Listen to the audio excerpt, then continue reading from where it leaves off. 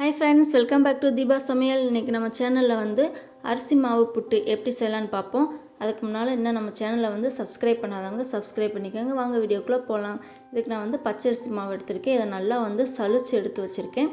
இதில் நம்ம தேவையான அளவு நம்ம உப்பு சேர்த்தலாம். சேர்த்துட்டு நல்லா உப்பை மாவில் நல்லா மிக்ஸ் பண்ணி விட்டுறலாம். இதுக்கு நம்ம சுடு தண்ணி தான் யூஸ் பண்ண போகிறோம். அதனால் தண்ணியை நல்லா சூடு பண்ணிவிட்டு கொஞ்சம் கொஞ்சமாக சேர்த்து மாவில் நல்லா பிணைஞ்சு எடுத்துக்கணும். நல்லா நம்ம கையில் எடுத்தோம்னா மாவு கையிலேருந்து உதிரணும். அந்தளவுக்கு நம்ம நல்லா தண்ணி ஊற்றி மிக்ஸ் பண்ணி எடுத்துக்கிறணும். கட்டி இல்லாமல் நம்ம மிக்ஸ் பண்ணணும்.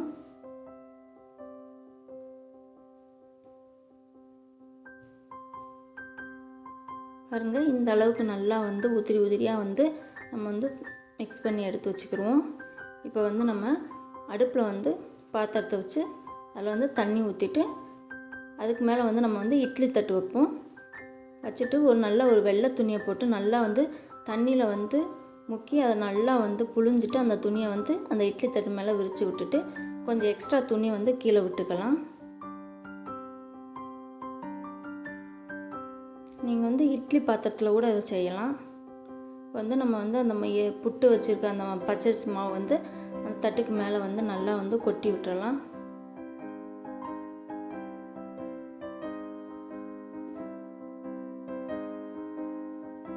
நல்லா கொட்டிட்டு நம்ம மிச்சம் அந்த எக்ஸ்ட்ரா துணி இருக்குல்ல, அந்த துணியெல்லாம் நம்ம எடுத்து அந்த புட்டுக்கு மேலே போட்டு விட்டுருவோம். இது எதுக்குன்னா நம்ம புட்டை நம்ம இன்னொரு தட்டு போட்டு தான் மூடுவோம். இதில் ஆவி அடித்து அதோட தண்ணி ஃபுல்லாக புட்டு மேலே நமக்கு இறங்காமல் இருக்கிறதுக்கு தான் இப்படி துணியை போட்டு நல்லா மூடுறோம். இதுக்கு மேலே நம்ம தட்டை நல்லா மூடி விட்டுறலாம். இப்போ நல்லா புட்டு வெந்துருச்சு. இந்த சைடு ஃபுல்லாக நல்லா ஆவி வர ஆரம்பிச்சிருச்சு. இப்போ அந்த தட்டை நம்ம எடுத்துடலாம்.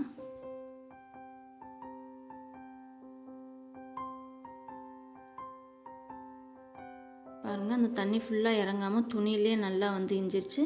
புட்டும் நல்லா இருக்குது. இதை வேறு பாத்திரத்துக்கு நம்ம மாற்றிக்கலாம். இப்போ மாற்றியாச்சு. இதுக்கு நான் நாட்டு சக்கரை எடுத்திருக்கேன். நீங்கள் சக்கரை எடுத்தாலும் எடுத்துக்கலாம். தேவையான அளவு நம்ம தேங்காய் பூ எடுத்துக்கிடுவோம்.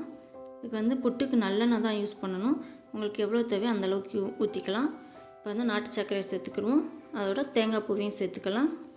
நமக்கு எவ்வளோ நல்லெண்ணெய் தேவையோ அந்தளவுக்கு நல்லெண்ணெய் ஊற்றிக்கலாம். நல்லெண்ணெய் சேர்க்குறது உடம்புக்கு நல்லது.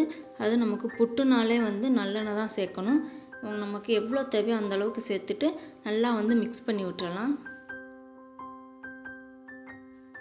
அந்த நாட்டு சர்க்கரையும் தேங்காய் பூவும் இந்த புட்டோடு நல்லா எண்ணெயும் சேர்ந்து நல்லா மிக்ஸ் ஆகணும். அந்தளவுக்கு நல்லா மிக்ஸ் பண்ணிக்கலாம். இது குழந்தைகளுக்கும் நல்லது. நல்லெண்ணெய் சேர்க்குறது உடம்புக்கு குளிர்ச்சியை தரும். அதனால தான் நல்லெண்ணெய் சேர்த்து செய்கிறோம். இந்த வீடியோ உங்களுக்கு பிடிச்சிருக்குன்னு நினைக்கிறேன். பிடிச்சிருந்தா மறக்காமல் நம்ம சேனலை சப்ஸ்கிரைப் பண்ணுங்கள். தேங்க்ஸ் ஃபார் வாட்சிங்.